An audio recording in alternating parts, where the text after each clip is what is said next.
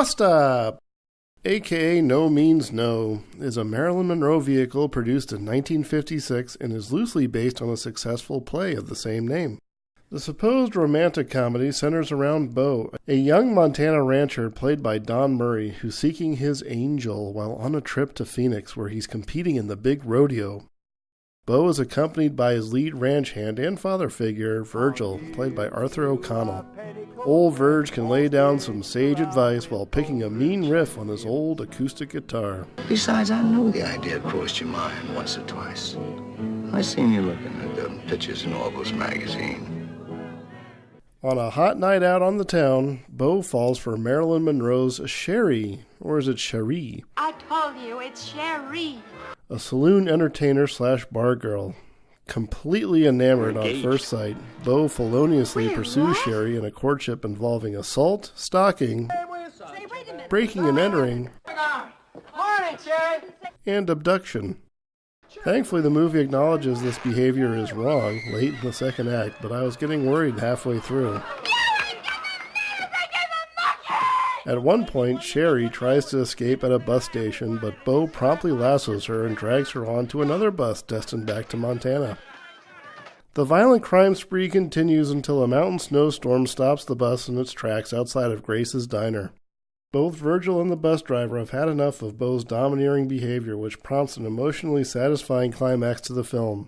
In fact, the supporting cast is just as strong, if not more so, than the two leads. Well, eventually, Bo makes amends with Sherry, who somehow falls in love with him a few minutes later. What? You don't need guts, Bo. Bo is downright irritating and obnoxious. This was probably more of a writing problem than a performance issue. Bo is boorish and clueless to the extent that you have a hard time believing he owns a successful ranch, much less able to navigate daily life. Marilyn isn't much better with her lovably naive routine that gets a bit stale after a while. You do start to sympathize with her into the second act after Bo's constant onslaught. What they did here. Bo. Rather it is for us to live and to be. Please let me sleep. So concentrated and so... Late in the game, we learn about Sherry's troubled past, which brings the narrative back down to earth. It's just a shame this happens well into the third act, which is why the ending seems so sudden and out of place. We're not allowed to go out with the customers. Up until that point, the two main characters are presented as cartoonishly one-dimensional. I'm so dry, I'm spitting cotton. Don't never use this stuff. Besides, I ain't got time for a drink. I want to be in bed by 10 o'clock. Huh? The beautiful mountain and rural exteriors were shot in Ketchum and Sun Valley. Grace's Diner, the titular bus stop, is actually the North Fork store, and it's still there today. It's a few miles north of Ketchum on Highway 75. It looks a bit different now, and it's no longer open. It seems to be used for storage and some occasional laundry. Central Idaho looks great, and the movie did fairly well at the box office at the time, but in terms of a story, it's fair to middling.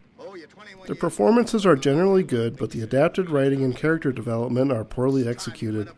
It definitely wouldn't fly with audiences today with all the playful misogyny and all.